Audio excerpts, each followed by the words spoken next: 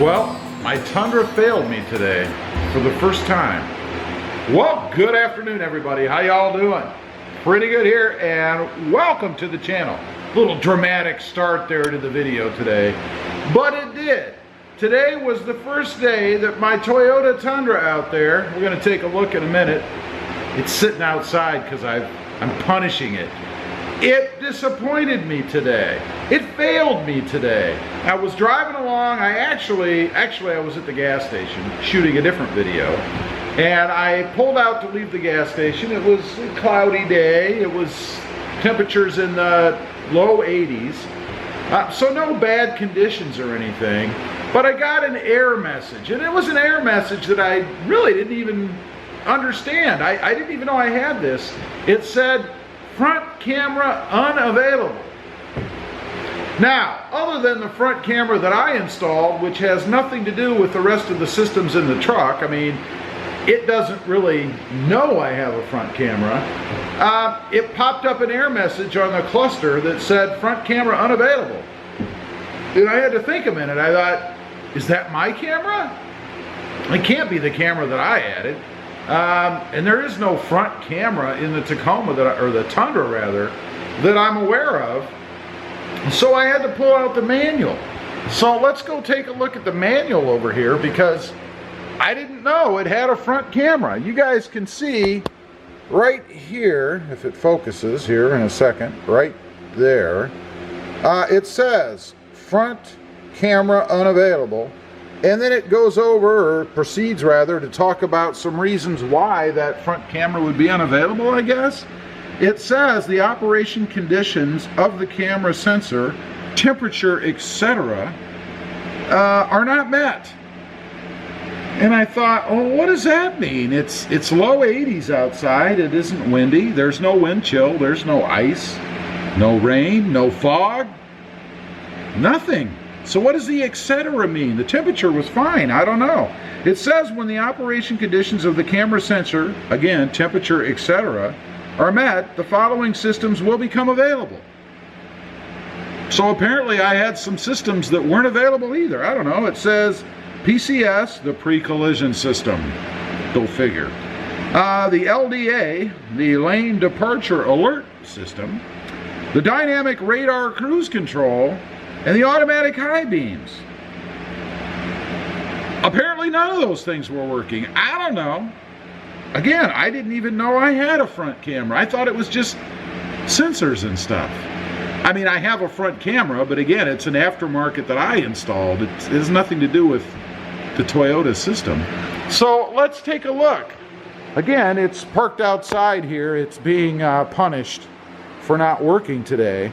But you can see, I just washed the truck, so it's pretty clean. Now, maybe, you know, since I did just wash the truck, you know, got it wet, that caused some kind of an issue with the PCS system.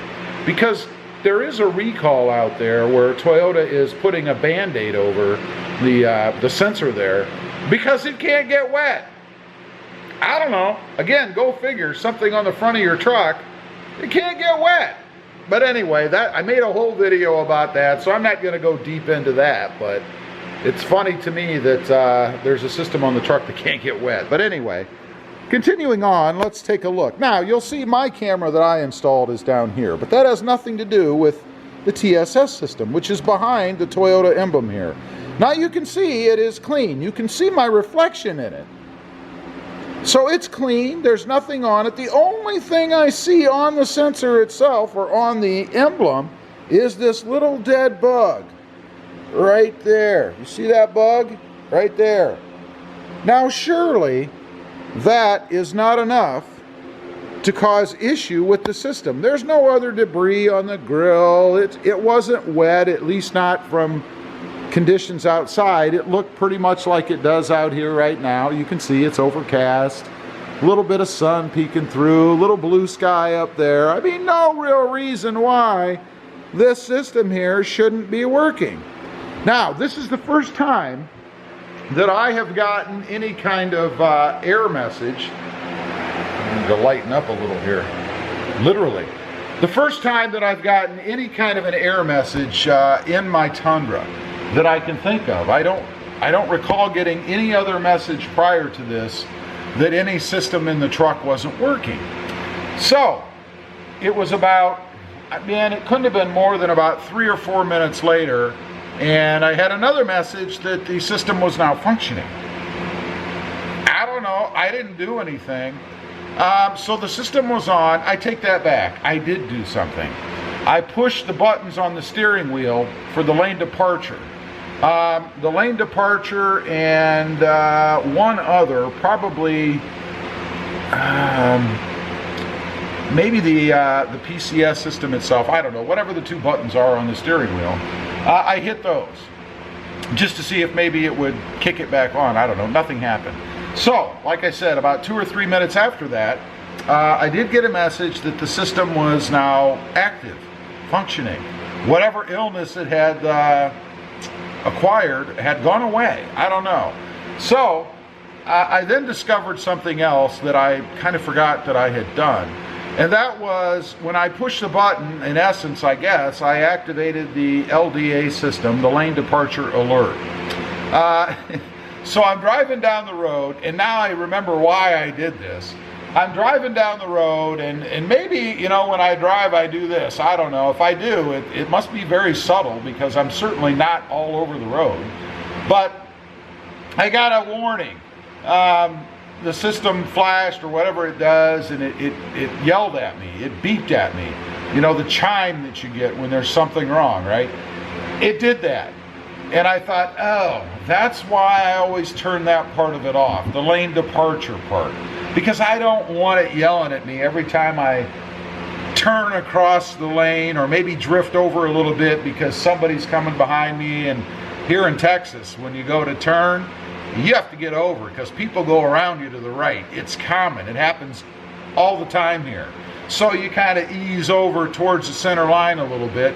Not far enough that you're over it or anything, but it'll kick that lane departure warning off.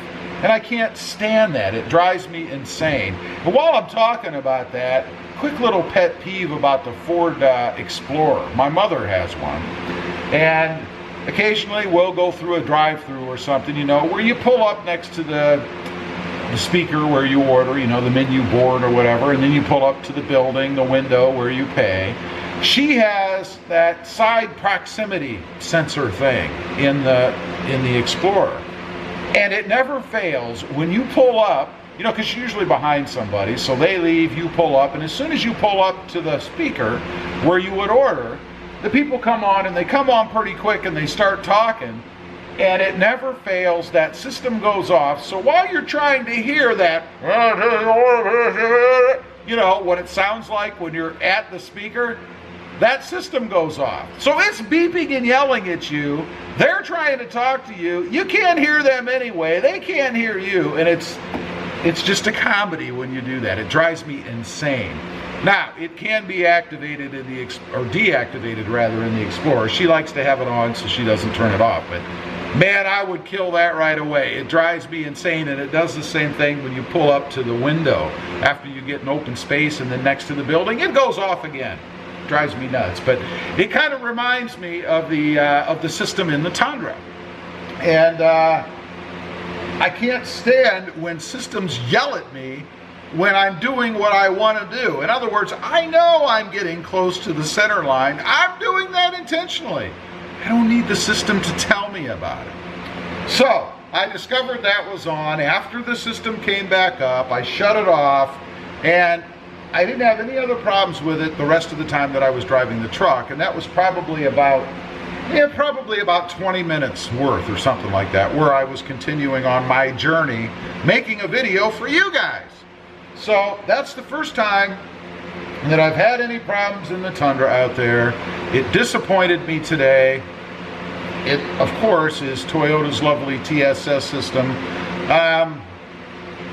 What a mess that is, I think, for Toyota. Right now they have the Band-Aid, like I mentioned, over it, but it's certainly not a fix. I've even heard that some of the dealerships are just completely deactivating it. So again, you've paid for a system that doesn't work, they deactivate it so it'll never work, but you don't get a refund. Anyway, leave a comment down below. Let me know if you had problems with that system. I know several people have. Did you take it in, get the repair done, or the recall done, and does it work for you now? Thanks for watching. Don't forget to like, share, and subscribe, and we'll see you next time on the web. Have a great day. Bye.